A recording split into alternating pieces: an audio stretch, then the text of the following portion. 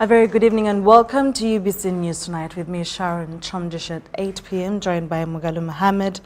On sign language, we start off with the traders who have protested unfair taxes and Uganda Revenue Authority's electronic fiscal receipting and invoicing solution have agreed to reopen their shops as their leaders continue to consult further with the government. The decision follows President Museveni's directive to suspend all penalties against the traders temporarily, allowing for wider consultations. The decision was reached during a meeting with the leaders of various trade organizations at State House, Entebbe. But you will not be penalized, and those who are penalizing and stopping your account, they should stop. Traders have decided to reopen businesses as consultations go on with government. President ayinza okubisayira ku magezi kuba kati president era yalina okutuyamba okulaba nga akisalira amagezi okulaba nga emisolo gikendeera nga naffe nga tukolera mu mbeera etali yakunyigirizibwa. Leero twakomyewo ku mirimu mukulembeze atera okuwuliriza abantu be bwe baba nga kye bamunnyonnyodde abakulembeze abatukiikiridde nga kye bamunnyonnyodde akitegedde bulungi. This follows a meeting between traders under their umbrella body Kasita and other traders associations with President Museveni at State House Entebbe. Bw'ogatta omuntu ataweza na bukadde 10 n'oyagala ayingire mu IFRIS n'ogatta n'owe biliyoni 3 n'ossa mu nkola omulundi gumu bakafayo eri mbasuubuzi yeeyo. President Museveni assured them of his commitment to address their concerns. Now, this the techniques. I would like to study them, and then we meet again on the 4th with you people. But internally, I can meet these people on the 24th. The URA and finance and all that. He also temporarily halted the issuance and recovery of penalties imposed by Uganda Revenue Authority. But what I will not allow will be to penalize you. This penalizing, I will stop them from that you need to do this so penalty. No, that one I will. So that we get time to sort ourselves out. There will be no penalties. That one I will not allow because we are still sorting ourselves out. The call for resuming business operations has also been further echoed by Minister for Kampala and Metropolitan Affairs, Hajat Misakabanda. Bakwata abantu temuddamu kukwata abantu mu makubu. N'agamba bano bambadde nkusanga leta lisiiti kolutya zize ne penalties n'agasoge zisirikemu paka nga amaze okukola ky'okwetegereza ensonga eno. N'agamba ngenda kwetegereza ensonga eno nga 24 nziremu mpita abantu bano then tuddemu ate tukole ki tulabe ekyokola tuveyo n'ekyokola kyakitegeeza 24 bw'amala ng'ayimirizaamu singa baddaga nti ŋŋaanye singa katuzeemu ate kukola ki kirala naye katugamba yagambye musooke munire kukitegeeza yatuwuliriza era tumwebaza. Kampala City Traders Association Chairperson Thaddeus Musoke emphasized the need for a review of the 35% import duty tax burden imposed on traders. Why do I charge heavily textile when there are raw materials? And comrades in Mbale, their raw materials not being charged.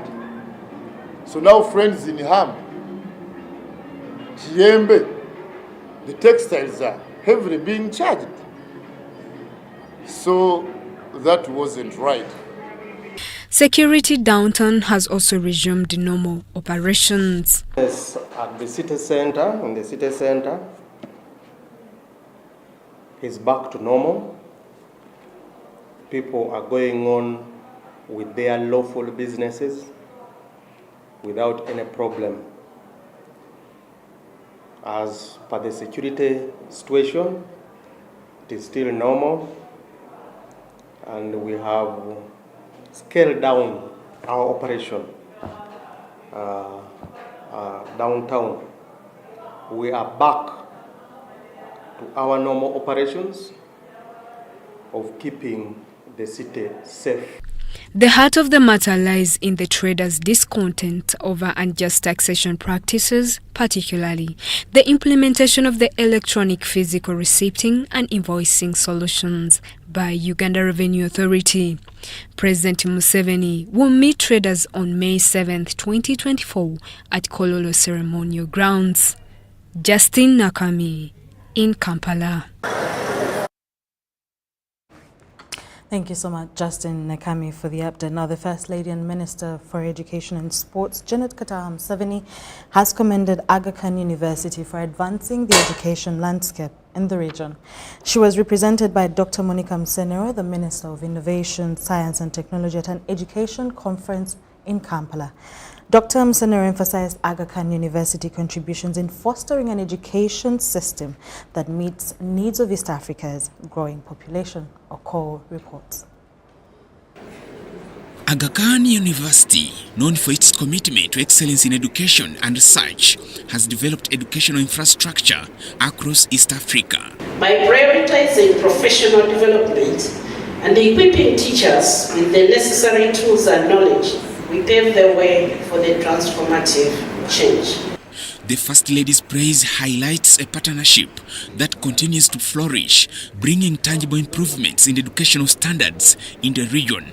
Indeed, the contribution of education professionals and development partners cannot be overstated.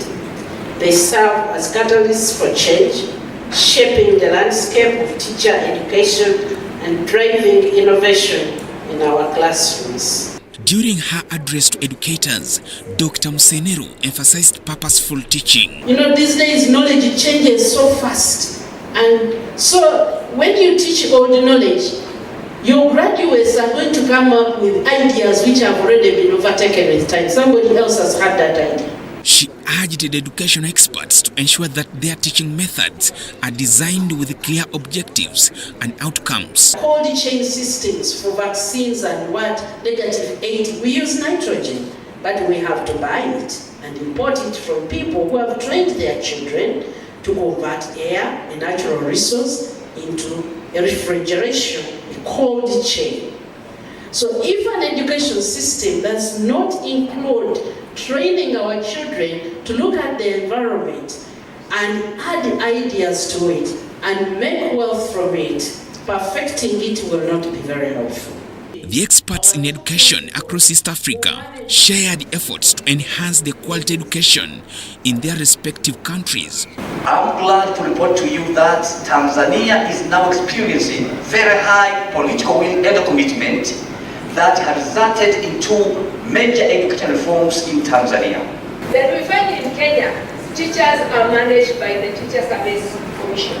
They are not managed by the Ministry of Education. We have a commission in charge of the teacher management. So we are phasing out the grade 3 teachers, and we want in the next 8 years or so to have all our teachers have degrees in education.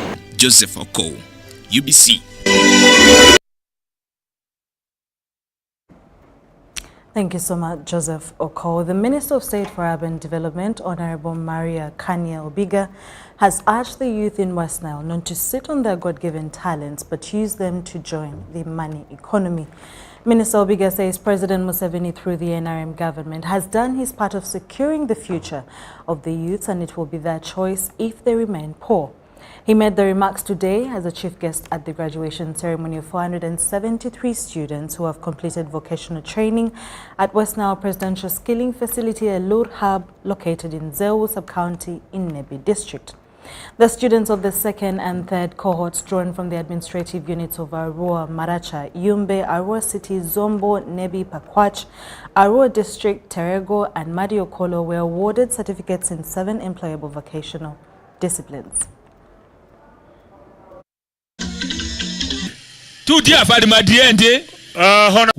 To even 600. The current trend and the current situation in the country and the future lies in this kind of skilling.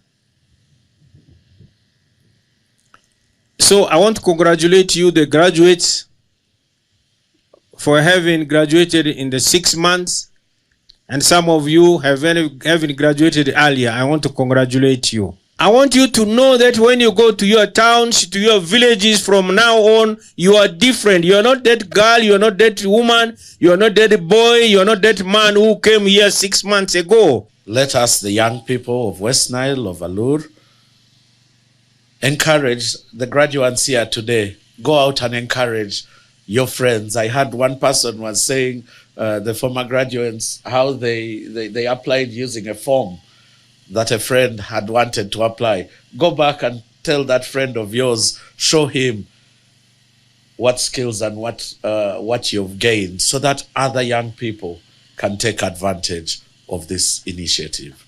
I'm very proud because right now I can do and make nice clothes, outfits, and I'm very proud I can make good uniforms for some schools, and I can make swords for some I've made like for some choirs. I'm very proud. So the president has started another revolution of transforming our young people. So wherever you are, be steadfast. Just know it is just a matter of time that we are coming to you. The Minister of State for Northern Uganda Affairs, Dr. Kenneth Omona, has called upon the people of Northern Uganda to appreciate the achievements and contributions of the NRM government in bringing peace and transformation in the region. He also advised that they should support all the initiatives by the President, Museveni, aimed at bringing prosperity in Northern Uganda. Omona made the remarks while presiding over the graduation ceremony of 584 students at Acholi Regional Presidential Skilling Hub in Gulu District.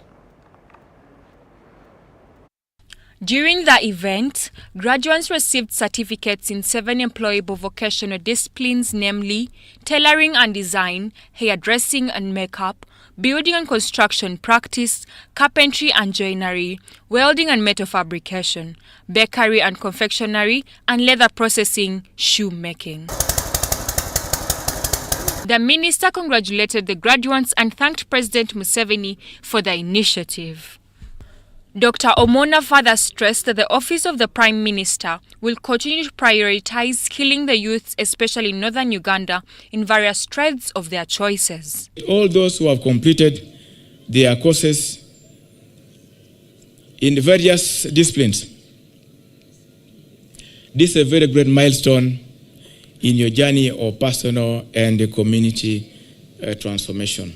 The Acholi Paramount Chief David Onen Achana II thanked President Museveni for bringing the skilling hub in Acholi and appreciated the clan leaders for giving the land for establishment of the hub.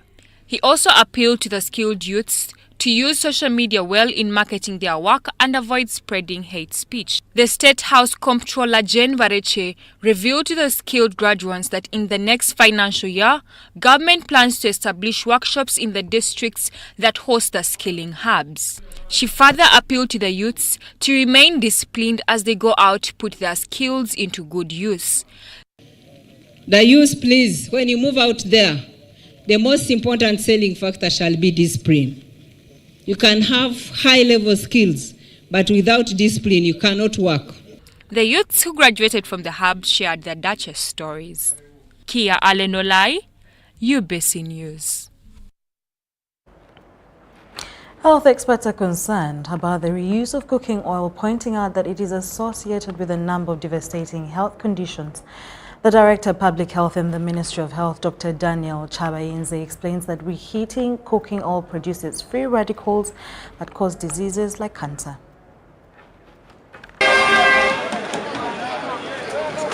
Such scenes are common, especially on the streets of urban areas during evening hours, as vendors strive to earn a living by preparing fast foods. However, the concern is the reuse of cooking oil that, according to health experts, is a threat to human health. Some people use the oil till it turns black.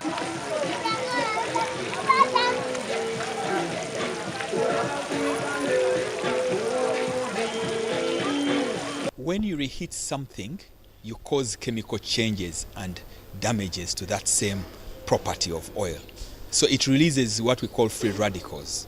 Those can enter into the body and cause reactions and clogging the bloods and circulating in our body as fats and cholesterol in a body. So that's the problem of heating and reusing and even just consuming oils. And many people are regular consumers of fast foods, despite the health conditions associated with it. The Director of Public Health in the Ministry of Health, Dr. Daniel Chabainze, explains that reheating cooking oil produces free radicals that causes diseases like cancer. You know, whatever we put in our mouth has an impact on our body systems. If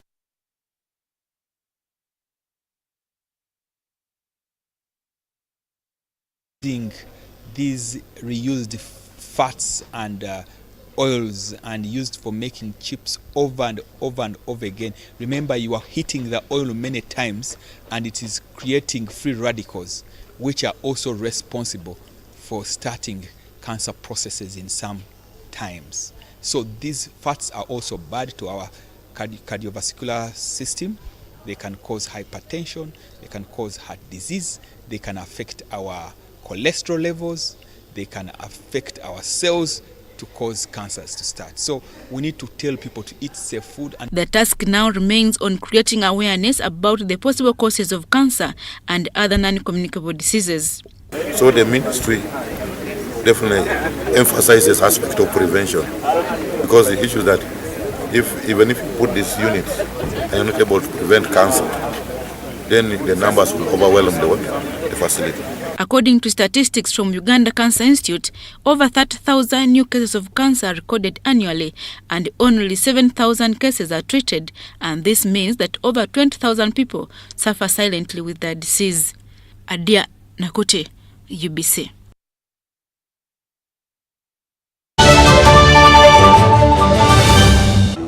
Fred! Osmosis. Freddy! Fred Dollar, my boss, CEO Inojo, the general of generals, the conqueror of conquerors, the first and the final, the sky above the skies, the promised land, the terms and the conditions, the international king crocodile, the source of the Nile. I don't have money today. Just take a polite loan of 200k to stock on my shop. The signs and symptoms of success. The bank commander, not the bank teller. Why hassle for a loan when you've got MTN Momo? We're sorting. Use the Momo app or dial *165*5# for all quick loans. Choose from the different loan options from our partners and get one that works for you. Together, we're unstoppable. Once upon a time, there lived identical twins who gave birth to beautiful princes and princesses. Their mothers gave their babies' bodies a lot of care by applying on their skin with Baby Junior jelly. Though dried their chariots and everyone would admire their glowing skin. Fun fact, Baby Junior prevents diaper rash, dry and sensitive skin. Moms all over Africa love Baby Junior jelly. Baby Junior's the skin. No more worries anymore. Baby Junior. Baby Junior.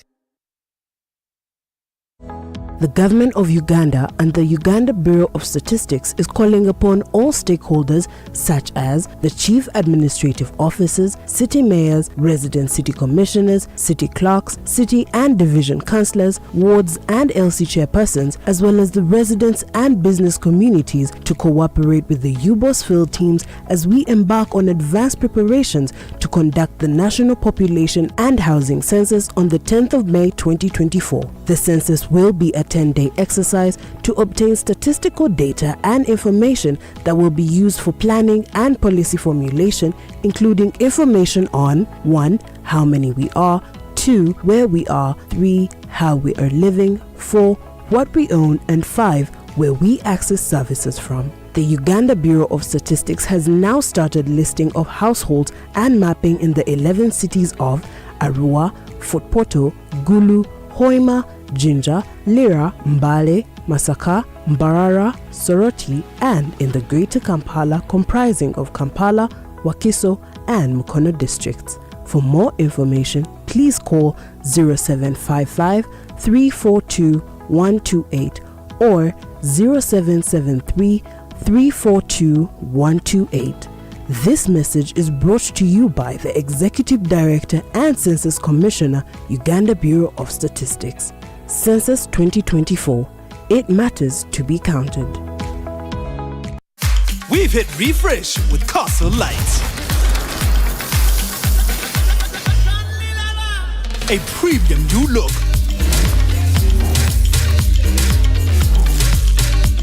With the shiny silver label. An innovative cold indicator. A premium green neck label for a crisp and easy drinking beer. Fresh new look. Experience the fresh Newcastle Light.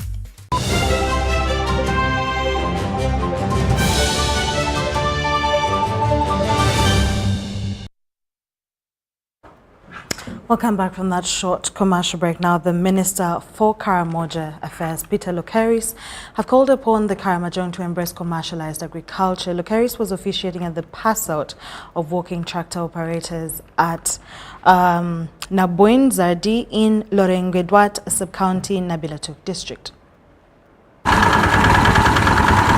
Last year, the Minister of Agriculture, Animal Husbandry and Fisheries introduced Tractor Hire Scheme to promote mechanized commercialized agriculture. Nabuyini Zone Agricultural Research Development Institute coordinated the scheme. Many smallholder farmers decried missing out on the Tractor Hire Scheme as the tractors plowed land for farmers with large acreage. Minister of Agriculture Nabuyini Zadi has trained working tractor operators from the 9th district of Karamoja sub-region to help smallholder farmers open up land. The trainees will also train farmers in their districts to boost smallholder farming. Operators who have been trained, that is 5 operators per district. During the pass-out, Minister for Karamoja Affairs Peter Lokeris urged the Karamojong to enter modern agriculture. Embrace the new innovations which have come, like opening up huge areas which will use tractors to open our land. We have got a small area, full market for East Africa. And if Karamoja can do this, it will be very good. We should not be reliant on these archaic things of radio. This is appalling. The area barely completely. For the use, we must change so that we become different products of this country. He refuted allegations that Karamoja land cannot support crop production. And the people have been told that Karamoja is not really barren, so only choosing the areas and the right crops.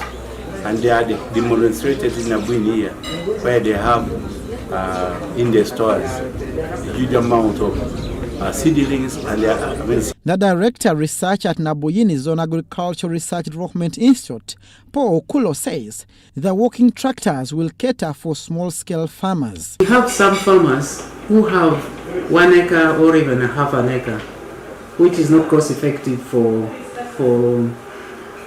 the big tractors. So we have come up with the alternative of working tractors, and these working tractors can perform up to about 3 acres a day.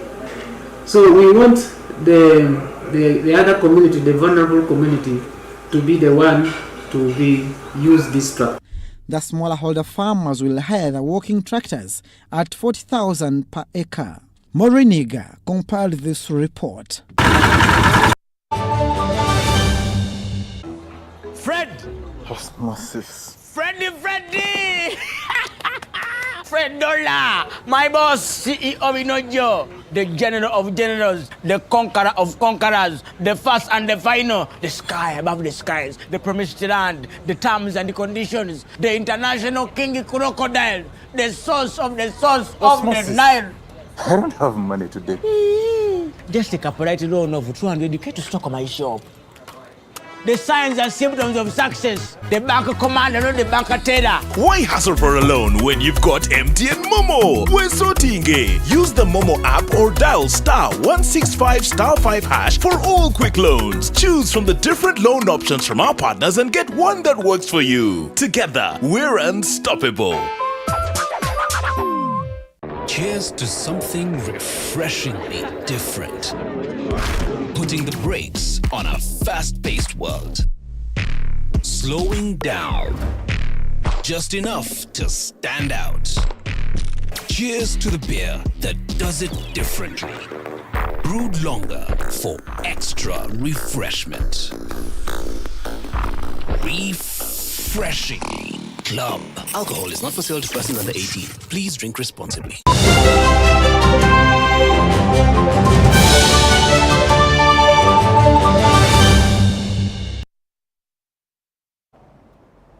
From the international scene, US lawmakers this week joined Rwandans in commemorating 30 years since the East African nation's genocide, where an estimated 800,000 people, majorly the Tutsis and some moderate Hutus, were killed. Details follow. Very powerful day on Capitol Hill for the commemoration of the Rwandan genocide. Hearing survivors vividly recount their experiences now 30 years on felt just as raw and powerful now as I'm sure it did for them then. Take a look. U.S. lawmakers gathered alongside Rwandan diplomats in Washington, D.C. for the 30th Kwibuka, or Remembrance of the Genocide in Rwanda. This year's Kwibuka, held on Monday, placed a special emphasis on survivors and their stories, as well as the work that's been done to repair intercommunity relations since the genocide occurred in 1994. Referred to over the last 30 years as the Rwandan genocide, the Rwandan government has been pushing for a new name. It prefers the genocide against the Tutsi in Rwanda, to give more recognition to Tutsis who were the majority of the victims and were specifically targeted by largely Hutu attackers. Rwandan government efforts to lobby the international community for the name change have been unsuccessful for the past few years. However, efforts made by the United Nations brought the subject back to prominence. Alice Weremu Indiritu, the Undersecretary of the United Nations Office on Genocide Prevention, has been at the forefront of that change. And the Tutsi were targeted for extinction. Anyone else who died, and we do know that there were Hutu who died, who opposed this genocide. We do know there were other people who died who opposed this genocide, but they were not the target. The target was the Tutsi. They would not have been killed if the intention was not to kill the Tutsi. Some U.S. lawmakers have also been receptive to the change. Trent Kelly, a member of the United States House of Representatives, has proposed a resolution for the United States to formally recognize the name change to be consistent with Rwanda's terminology. Members of the Rwandan diaspora say this would be a welcome step in acknowledging the additional work the international community must do to help Rwanda. To be here 30 years later and seeing that this is the conversation that we're having and the right terminology is being used. So for us as Rwandans, this is very, very important. For survivors of the genocide, sharing their experiences at the Capitol reminds the world of the atrocities that happened and their duty to continue educating the world. It was not a genocide against Rwanda, it was a genocide against Tutsi group.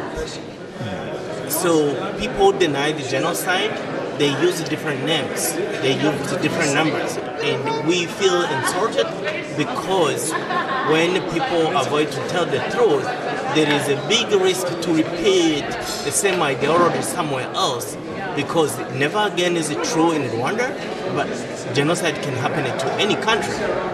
So, and that's why we call the international community to do what has.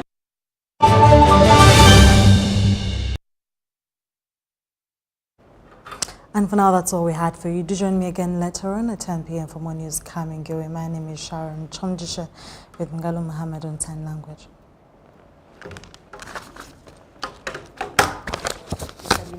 Weather update, we are still having thunder showers dominating most parts of the country, most especially across lake shores. Woke up with the light thunder showers across most of the parts of Uganda, but mainly in the capital city Kampala and parts of Entebbe.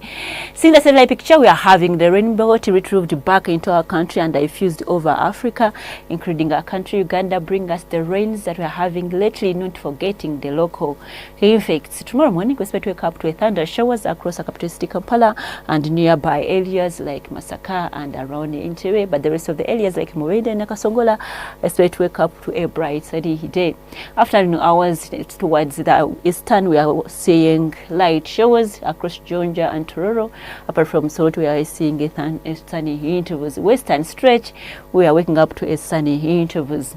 Moving to the northern sector, we are seeing sunny intervals dominating that side in the morning hours. Afternoon hours, we are seeing a pickup of light showers across parts of Nakasongola and Muwende, but the other areas like Kampala nearby, I expect we have sunny intervals at maximum 28 degrees Celsius.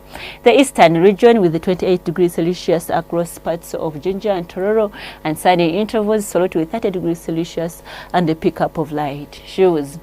The western stretch in afternoon hours, we are seeing a pickup of light showers at a maximum 30 degrees Celsius across parts of Kasese, 29 in Masindi, 28 in Barara Kabal Highlands with the lowest of 25 degrees Celsius. The northern sector, we are seeing a pickup of light showers at a maximum of 30 degrees Celsius. Is moving out of Uganda to a few states across the globe, forecasting thunder showers in a nearby area of Nairobi at a maximum of 25 degrees Celsius, Dubai with sunny conditions at a maximum of 33 degrees Celsius, Kyle with 29 and sunny conditions, apart from London where we are seeing a cloudy conditions at the lowest of 12 degrees Celsius. Thanks for tuning on UBC. My name is Tessa Milingabo. Stay tuned and see you tomorrow.